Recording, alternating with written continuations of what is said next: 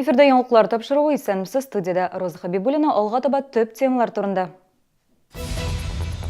Гомуми билге яхшы. Шәһәрдә мәктәпләрне кабул итү башланды. Элеватор тауында көнкүреш калдыкларын һәр йорт саен җыеп йөри башлаганнар. Әмма авылда яшәүчеләр моңа каршы. Ни өчен Гүзәл Шиһапова ачыклады. Быел Корбан бәйрәме 1 сентябрьгә туры килә. Мал чалганда халыкка уңайлы булсын өчен әзерлек эшләре башланды. Шалы мәктәпләре яңа уку елына әзерме? Шәһәрдә белем бирү учрежденияларын кабул итү башланды. Иң беренчеләрдән булып белгечләр 25-нче мәктәпне карады. Уку йортының 1 сентябрьгә әзерлеге нинди дәрәҗәдә безнең сюжетта? Пакеты автоматов в наличии, пневматические винтовки имеются. Тормыш куркынычсызлыгы нигезләре кабинеты 1 сентябрьгә әзер. Хәрби патриотик тәрбия дәресләре алып бару өчен бөтен нәрсәдә бар. Парталар белән урындыклар да яңа. Вот весы. Сразу убираем холодильник, скоро портящийся, остальное туда.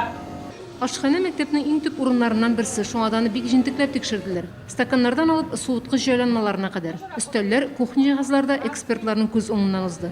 Бар да яхшы. Тик менә кухня плитәләре һәм савыт-саба юу машинасы искергән. Бу күпчелек шаллы мәктәпләрендә шулай. Конечно, руководители стараются обновлять. Җитәкчеләр җиһазларны әкренләп алыштырырга тырышалар. Шуңа күрә без иң элек аларның торышына игътибар итәбез. Иң мөһиме чиста булсыннар. Хезмәткәрләрнең эшкә җаваплы карап, плитәне савыт-сабаны вакытында юулары шарт. Тикшерүчеләр 15 кеше, алар төрле тармаклардан. Бу мәктәптә капиталь ремонт моннан 2 ел элек булган. Шуңа күрә бу җәйдә зур эшләр башкарылмаган. Мы смогли сохранить Без мәктәпне капиталь ремонттан соң саклап тоттык. Хәзер юып, чистартып кына чыгардык. Янгын куркынычсызлыгы хезмәте күрсәткән җитешсезлекләрне төзәттек. Безнең бурыч булганны саклау. Гомуми билге яхшы. 25-нче мәктәп укучыларны кабул итәргә әзер. Августның калган көннәрендә сыйныф бүлмәләрен һәм ишек алдын тәртипкә китерәсе генә кала. Рим Әхмәтова, Константин Величко, Сергей Вильданов. Яңалыклар. Элеватор тауында май азагында шуп контейнерларын сүтеп алып киткәннәр. Әлеге карарны авыл халкы катнашындагы гомуми җыелышта кабул иткәннәр. Җирле үзидарә советы рәисе сүзләренә караганда, шәһәрдән шуп ташый башлагач, контейнерлардан баш тартырга туры килгән. Кайчакта эт мәче үләксәләренә кадәр авылдагы шуплеккә ташлаганнар. Инде яңалык кертелгәннән соң 1 ай узды. Авыл халкы нинди нәтиҗәләр чыгарган? Гүзәл Шиһапова сюжетында. Хәзер шөпне машина һәр йорттан җыеп ала. Авыл халкы машина килгән вакытта өйдә булмасак дип, шөп капчыкларын алдан ук турыларына чыгарып куя. Шөп ташучы машиналар график буенча йөри. Тукталышлардагы шөпләрне көн саен, көнкүреш калдыкларын көн аралаш, эре калдыкларны айга бер тапкыр алып китә. Трактовый урамына кичә 3 шөп түгү машинасы килгән, әмма 2 атна яткан шифер һәм башка төзелеш калдыклары шул килеш калган. Алучы юк. Машиналар йөри, мусоркалар алмыйлар. Нишләп алмыйлар? Һәр туктатам качагында мен әйтәм, почему не берете? Мы траву берем. Җирле үзидарә советы рәисе әлеге шөпне бары тик август азагында гына алып китәчәкләр дип белдерде. Моның өчен ай азагында күрсәтелгән номер буенча Чаллы коммуналь хуҗалыгы белгечне шалтыратып шүплекнең урынын аңлатырга кирәк. Әмма бу да проблеманы тулысы белән хәл итмәячәк. Кайчакта шүп озак ята, пакетларны этләр тишә, балалар ачып карый. Мы вообще хотим, если честно, все восстановить назад. Пускай поставят контейнеры, до зимы этот вопрос решить. Потому что если они летом это не вывозят, как мы здесь зимой будем ходить? У нас тротуаров здесь нету, дворников нету. Все это снегом будет завалено и будет лежать под ногами. Шүп контейнерларын яңадан урынга кайтарырга җыелмыйлар. Алар Чаллы коммуналь хуҗалыгы складында. Әмма авыл халкы контейнерларны арендага алып, үзләренең ишек алдында урнаштыра ала. Гүзәл Шиһапова, Сергей Вильданов, яңалыклар. Россия президенты гомуми йорт ихтыяҗлары өчен коммуналь хезмәтләргә түләүнең яңа тәртибен раслый торган законга кул куйды. Хәзер салкын һәм кайнар суга, юынтык сулар агызуга һәм электр энергиясенә түләүләрне гомуми счетчик буенча түләргә була. Исегезгә төшерәм, 2017 ел башыннан гомуми йорт ихтыяҗлары өчен кулланыла торган салкын һәм кайнар суга, юынтык сулар агызуга һәм электр энергиясенә түләүләрне торак бинаны карап тоту өчен булган түләүләргә керттеләр.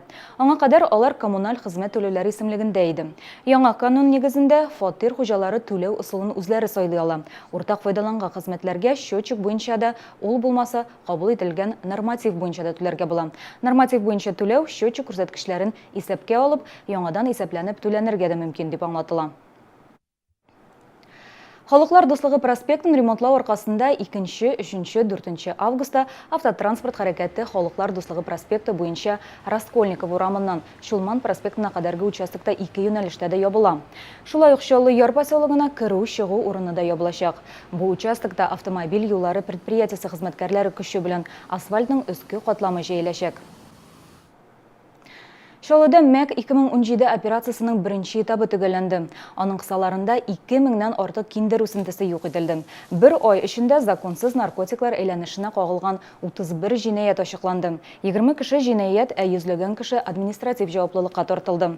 800 грамм наркотик әйләнештән алынды. Алдагы 2 айда бу операция дәвам итәчәк. Наркодиспансер табиблары да узган айга нәтиҗә чыгарды. На 1 июля 2017 года у нас сейчас по статистике 3822 наркопотребителя. И последние 3 года, в принципе, статистика остается неизменной на одном и том же уровне. Быел Корбан бәйрәме 1 сентябрьгә туры килә. Һәр елдагыча шәһәр күләм корбан чалу Сидоровка бистәсендә узачак. Бу көннәрдә махсус җиһазландырылган мәйданчыкта әзерлек эшләре бара. Анда намаз, ветеринар хезмәт һәм суыткыч бүлмәләре, чалу, тунау урыннары төзелә. Киләчәктә мәйданчыкта ире мал сую мөмкинлеге дә булачак. Комсомол районының җаваплы хезмәтләре һәм шәһәр мөхтәсибәте корбан чалу йоласын халыкка уңайлы итеп үткәрү өчен әзерлек эшләрен югары дәрәҗәдә башкарырга исәпли. Һәрберсенә үзенең вазифасын куелды. Иншалла быел да шул 1 сентябрь көнне Корбан гаетен матур гына уздырырбыз дип өметләнәбез. Әгәр дә инде кемнәр мал белән сату итәргә теләкләре бар икән, иртәрәк килеп тергәлсәләр хәерлерәк булыр иде урыннарын билгеләргә. Һәр елны киләләр, без белмәгән җирдән дә кандыр килеп керәләр. Инде урнашкан чакта төрле хәлләр килеп чыга. Бүгеннән Тукай районындагы кайбер хуҗалыклар урак өстенә чыкты. Быелгы һава шартларының уңай булмавын һәм уңышның зур булуын исәпкә алып, яхшы күрсәткечләргә ирешкән игенчеләргә Татарстан президенты Рөстәм Миңнеханов грант тапшырачак. Республиканың иң яхшы 200 комбайн экипажына 100 мең сум күләмендә премия бирү күздә тотыла. Бу хакта бүген Республика авыл хуҗалыгы һәм азык-төлек министры Марат Әхмәтов хәбәр итте. Методика комбайннарның маркаларын һәм башка билгеләрен исәпкә алып төзеләчәк. Мониторинг бүгеннән башланды. Авыл хуҗалыгы һәм азык-төлек идарәсе җитәкчеләре атнага 2 тапкыр комбайнчылар хакында объектив мәгълүмат тапшырырга тиеш була. Бүгенге менә шулар, мин сезнең белән сау булашам, исән сау булыгыз.